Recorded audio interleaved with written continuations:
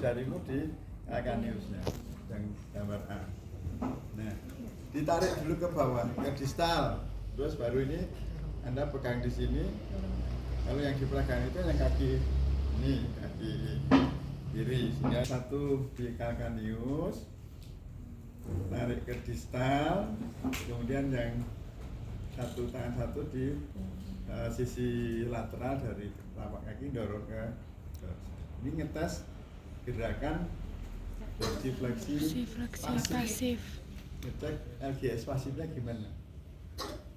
Kalau pasifnya bisa maksimal 20 derajat, kemudian coba sekarang gerakan sendiri hanya dapat sedikit gini, berarti ada masalah apa? LGS-nya masalah nggak? Iya. Nggak masalah. Tadi kan pasif kan normal 120-an. Nah, tapi begitu suruh gerak sendiri hanya separuh. Berarti ada otot-ototnya yang mengalami penurunan kekuatan. Kita bandingkan dengan sisi yang sehat. Coba gerakkan. Nah, sisi yang sehat ternyata bisa full. Nah, berarti ini ototnya normal, ini ototnya yang mengalami masalah penurunan. Entah itu karena cedera, struktur antara otot dan tendonnya, atau karena ada something wrong. Bisa karena persarapannya juga. Ya. Ini ya, terus yang A itu jawabnya. Nah, kemudian yang B, ketika ini, ya, ini tetap di kebalikannya. Kalau tadi tarik ke distal, yang calcaneus kita dorong ke proximal, kemudian ditambah punggung kakinya kita tarik ke plantar.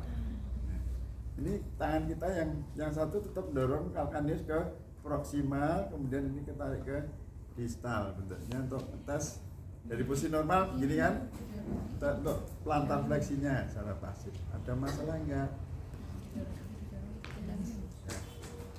Sama, kalau ternyata dengan aktif dia hanya dapat sedikit, berarti ada masalah otot-otot plantar fleksornya. Otot apa? Plantar fleksor? Otot yang untuk jinjit.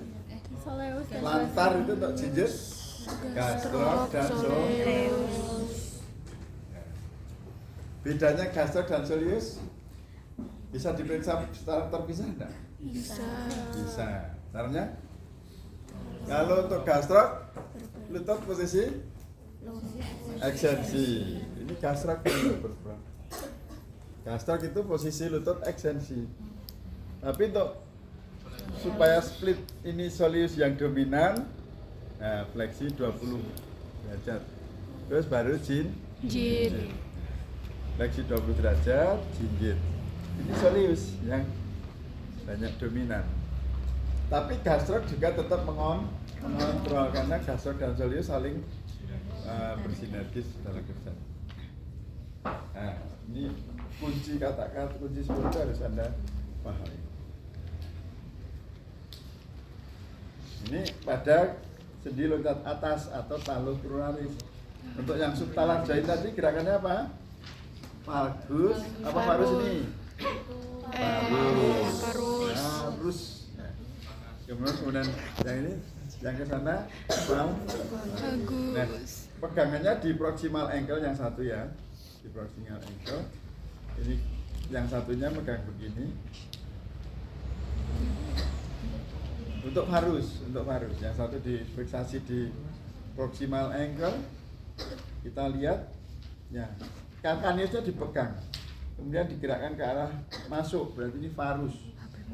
Kemudian kebalikannya, tangan satunya di proximal ankle, tangan kanan, ya, nah, berarti yang ini ya, biar kelihatan ya.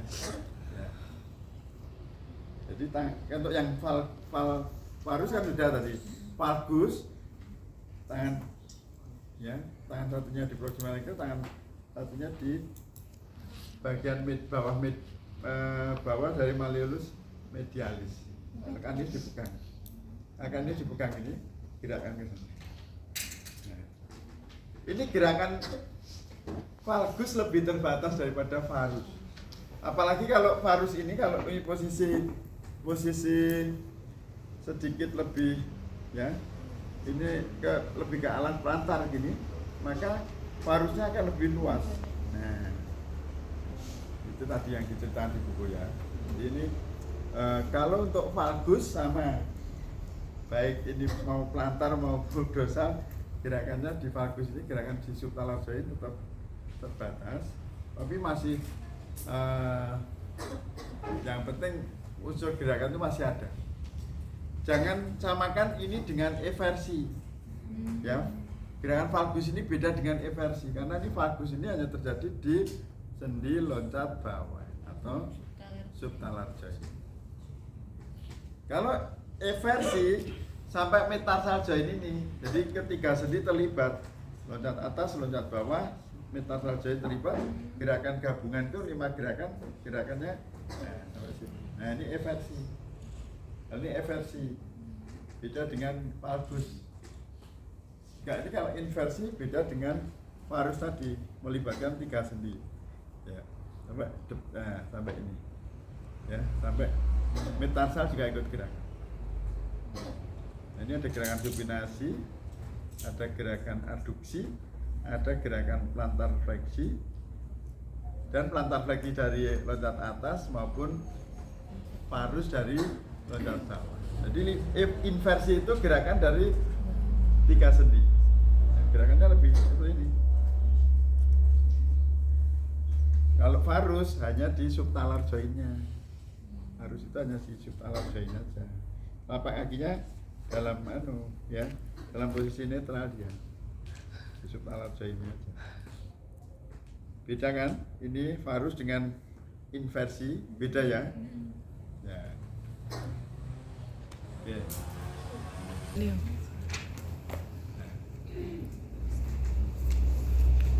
Oh, ini aja biar kelihatan dari sana ya. Nah, gini ya. Nah, ini kalau ada ruptur ligamen, ya, ruptur ligamen, kita cek anterior drawer test, ya. Kita bisa fiksasi pakai ditindin atau di begini ya. Di isolasi sorong untuk ankle ada di situ. Ya. Ditarik ke depan itu kalau terjadi ruptur dari ligamen, ya, dari ligamen yang di bagian anterior itu mudah sekali terjadi. Ya. Terus untuk tes yang berikutnya yang kemarin di kursi itu udah ya? Makanya maju. Bingung. Ini. Oh masih kurang dikit, normal. Maka ketika kita tekankan ini ikut bergerak. Nah, ya. Iya kak. Iya. Ini karena normal, sehingga ketika normal, ketika kita tekan gastroc atau soleus di sini, ini terjadi gerakan plantar fleksi.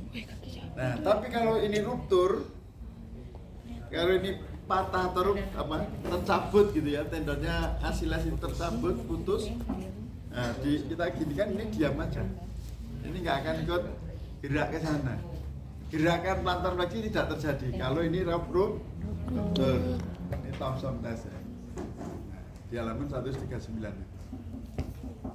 Ini untuk ruptur tendon asilasi.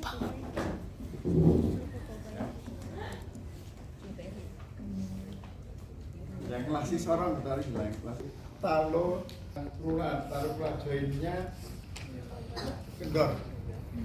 Stabilitas taloprular atau sendi loncat atasnya kendor, maka kita berikan stabilisasi di sini, kemudian kita dorong ya, ke anterior itu gluk gitu.